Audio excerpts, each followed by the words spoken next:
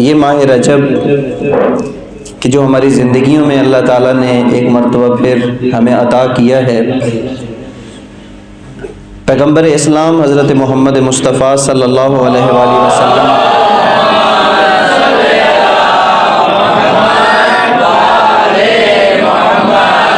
فرماتے ہیں کہ جو شخص رجب کا ایک روزہ رکھے، جو شخص ماہ رجب میں ایک روزہ رکھے، پروردگار عالم اس ایک روزے کے بدلے میں اس کو 30 روزوں کا اجر اور ثواب عطا فرمائے گا۔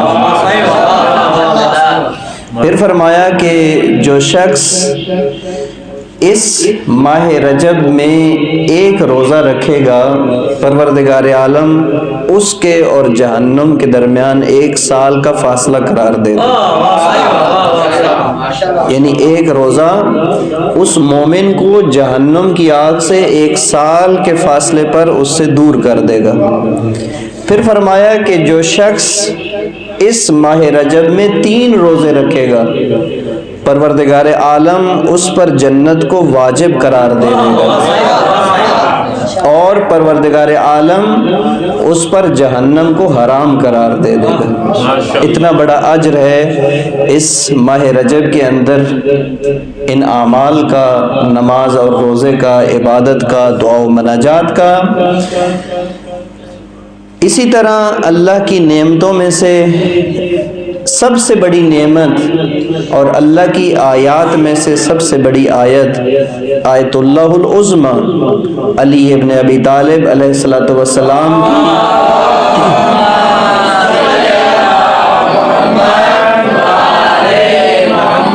ولادت باسعادت بھی اسی مبارک مہینے کے اندر ہوئی ہے، اور بشریت کو اور انسانیت کو اور مومنین کو، مسلمین کو اتنا بڑا انعام اور اتنی بڑی نعمت اللہ نے علی ابن ابی طالب کی صورت میں اسی مہینے میں عطا فرمائی ہے۔ ایک ایسی ہستی کہ جس کی فضیلت، جس کے فضائل اتنے زیادہ ہیں کہ ہماری زبانیں قاصر ہیں، اور خود پیغمبر اسلام نے فرمایا کہ علی کے فضائل اتنے ہیں کہ اگر کوئی ان کو شمار کرنا چاہے تو وہ شمار نہیں کر سکتا۔ پھر فرمایا کہ اگر کوئی شخص علی ابن ابی طالب کی ایک فضیلت کو بیان کرے اور اس ایک فضیلت پر ایمان بھی رکھتا ہو تو پروردگار عالم اس کے تمام گناہوں کو معاف فرما دیتا ہے۔ پھر فرمایا کہ اگر کوئی شخص علی ابن ابی طالب کی ایک فضیلت کو تحریر کرے، لکھے، تو جب تک وہ لکھائی باقی ہے، جب تک وہ تحریر باقی ہے، خداوند متعال کے فرشتے اور ملائک اس کے لیے استغفار کرتے رہتے ہیں۔ پھر فرمایا کہ جو شخص علی ابن ابی طالب کی ایک فضیلت کو اپنے کانوں سے سنے، پروردگار عالم اس ایک فضیلت کے اجر کے طور پر اس کے کانوں کے تمام گناہوں کو معاف کر دیتا ہے۔ اور پھر فرمایا کہ جو شخص علی ابن ابی طالب کی فضیلت کو پڑھے اور دیکھے، اس کی آنکھوں کے پروردگار عالم گناہوں کو معاف کر دیتا ہے۔ درود بھیجیے محمد و آل محمد۔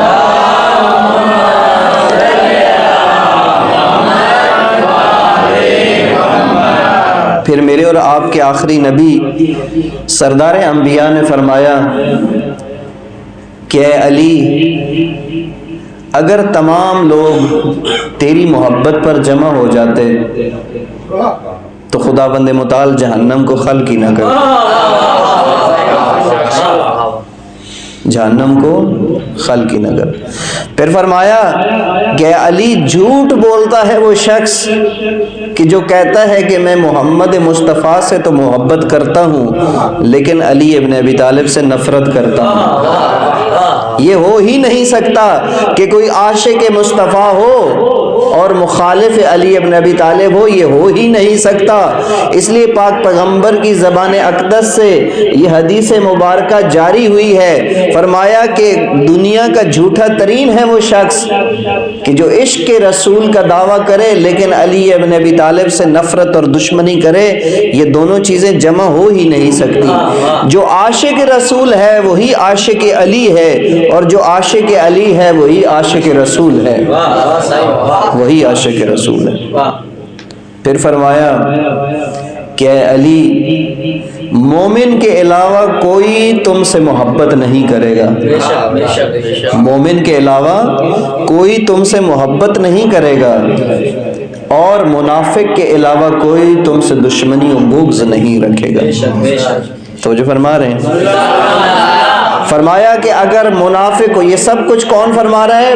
پیغمبر اسلام فرما رہے ہیں، رسول اکرم، رسول اعظم محمد مصطفیٰ صلی اللہ علیہ وآلہ وسلم اپنی زبان اقدس سے، سچی ترین زبان سے یہ ارشاد فرما رہے ہیں کہ اگر منافق کے سامنے، توجہ فرمائیے گا، درود بھیجے محمد وآل محمد پر،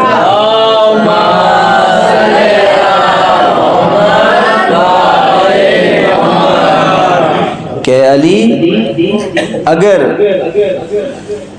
منافق کے سامنے دنیا کے سارے مال و دولت کو جمع کر دیا جائے، اسے دے دیا جائے اور اسے کہا جائے کہ علی سے محبت کرو، خدا کی قسم وہ علی سے محبت نہیں کرے گا۔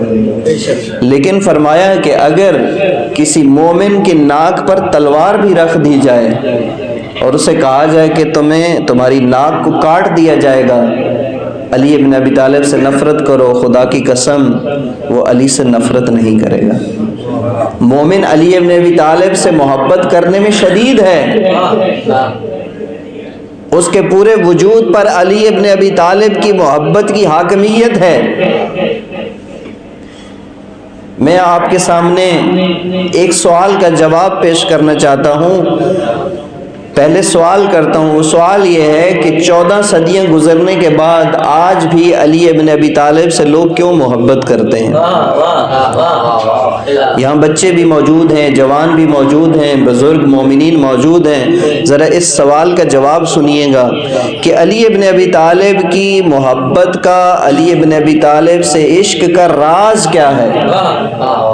علی ابن ابی طالب کی ہمیشگی اور جاویدانگی کا راز کیا ہے؟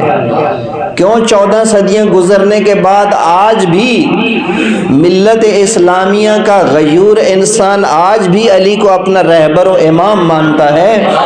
اس کی وجہ کیا ہے؟ راز کیا ہے؟ راز کیا ہے؟ کیوں علی ابن ابی طالب کے فضائل آج تک زندہ ہیں؟ لوگوں نے لاکھوں گندم اور آٹا، جو راہ خدا میں خرچ کیے، ہزاروں روٹیاں تقسیم کی، لیکن علی ابن ابی طالب کے گھر سے جب 3 دن کسی فقیر کی، یتیم کے لیے اور اسیر کے لیے روٹیاں دی جاتی ہیں تو قرآن ان کا قصیدہ پڑھتا ہوا نظر آتا ہے۔ لوگوں نے لاکھوں تلواریں، ہزاروں تلواریں راہ خدا میں چلائیں، سینکڑوں کفار کو تہ و تیگ کیا، لیکن علی ابن ابی طالب کی ایک ضربت خندق کے روز اتنی اہمیت کیوں اختیار کر جاتی ہے کہ رسول خدا فرماتے ہیں کہ خندق کے روز علی کی ایک ضربت ثقلین کی عبادت سے افضل ہے۔